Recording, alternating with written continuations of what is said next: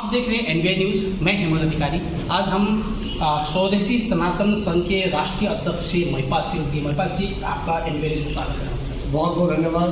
महिपाल जी, वास्तव में आपका जो संस्था है वास्तव में एक राष्ट्र के लिए आप काम कर रहे हैं और कई प्रांतों से आज कार्यक्रम भी हुआ, बहुत अच्छा रहा। तो इस विषय में खासतौर में हमारे दर्शक जो यहाँ मौजूद नहीं हो पाए, पूरे वर्ल्ड के लोग देखें, इस विषय में आपकी संस्था के बारे में विचार। आज दिल्ली की पावन धरा पर हमने 11 जनवरी को स्वदेशी सनातन संघ की राष्ट्रीय कार्यकारिणी की संगोष्ठी की।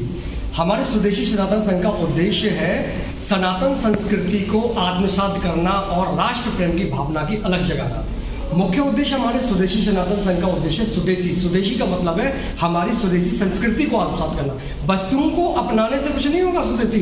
जब तक हम स्वदेशी सनातन संस्कृति को नहीं अपनाएंगे तब तक राष्ट्र हमारा आगे नहीं बढ़ेगा। और सनातन का अर्थ है मानव और कह सकते हैं जीव कल्याण से। जहां मानव कल्याण है वहीं जीव कल्याण, और जिस देश में मानव कल्याण और जीव कल्याण छुपा है वही सनातन संस्कृति है। और संघ का अर्थ है हमारा राष्ट्र भक्तों की टोली तैयार करना। स्वदेशी सनातन संघ भारत के साथ साथ नेपाल में भी कार्य कर रहा है, नेचुरोपैथी पे भी कार्य कर रहा है, प्राकृतिक चिकित्सा पे भी कार्य कर रहा है, योग के क्षेत्र में कार्य कर रहा है, मानव सेवा पे कार्य कर रहा है, चिकित्सा क्षेत्र में काम कर रहा है। पूर्वोत्तर में, केरल में, हर राज्य में हमारी टीम है। और मुख्य उद्देश्य भारत को सशक्त बनाना है, समृद्ध बनाना है, आत्मनिर्भर बनाना है, तभी हम विश्व गुरु भारत बनेंगे।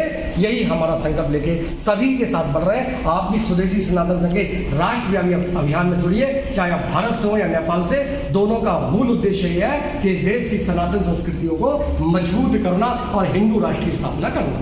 महिपाल जी, बात करूँ, बहुत अच्छी बात आपसे बताई, लेकिन कई बार सनातन चाहे नेपाल में चाहे भारत में वो एकत्रित होने की बजाय कहीं ना कहीं खंडित है तो साथ में, लेकिन अलग अलग हो रहे हैं। वो एकत्रित कैसे किया जाए? देखिए, त्रेता युग हो या सतयुग हो, सब युगों में देखा है कि जब कुछ अच्छा कार्य होता है तो कुछ राक्षसी शक्तियां दूर करने की कोशिश करती हैं। और जब राक्षसी शक्तियां दूर करती हैं तो हम सब लोगों को मिलकर रहना पड़ता है। चाहे देखिए, लोग हमें बांटते हैं राजनीति के आधार पर। सनातन का अर्थ यहाँ पर ये नहीं है कि हम सनातन है तो हमारे साथ और कोई धर्म वाले नहीं है। सनातन का अर्थ मैं कहता हूँ, सनातन का अर्थ होता है चाहे वो किसी भी धर्म का हो, किसी भी जाति का हो, किसी भी प्रांत का हो, किसी भी देश का हो। सनातन का अर्थ मानव कल्याण और जीव कल्याण।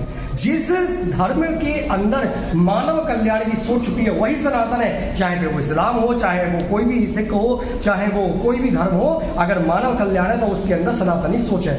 इसे एकत्रित करने के लिए सबसे पहले हमें स्वयं का ज्ञान होना चाहिए। अगर हम स्वयं अपने आप में बदलाव ला सकते हैं तो हम राष्ट्र भक्तों की टोली तैयार कर सकते हैं और सनातन धर्म की चीजों को क्या कर सकते हैं, आत्मसात कर सकते हैं। सबको मिलकर चलना पड़ेगा। अंतिम में खासतौर में अपने संस्था के लोग भी हैं और तमाम लोगों को संदेश देते हुए 2 शब्द मैं सभी से कहूंगा कि आज विखंडित होने की जरूरत नहीं है, आज एकत्रित होने की जरूरत है। एकत्रित होना है हमें विचारों से, एकत्रित होना है हमें संस्कृति से, एकत्रित होना है हमें भाईचारे से।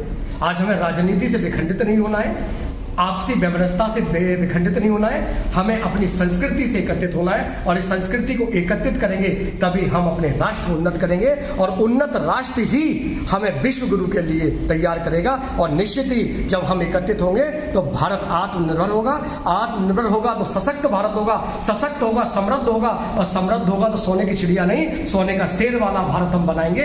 यही कामना के साथ सभी को जय श्री राम, जय हिंद, जय। बिल्कुल, एनबीआई न्यूज़ के लिए बहुत बहुत समय दिया, बहुत बहुत धन्यवाद। Thank you. आपको बहुत बहुत शुभकामनाएं हेमंत जी, बहुत बहुत शुभकामनाएं आपको।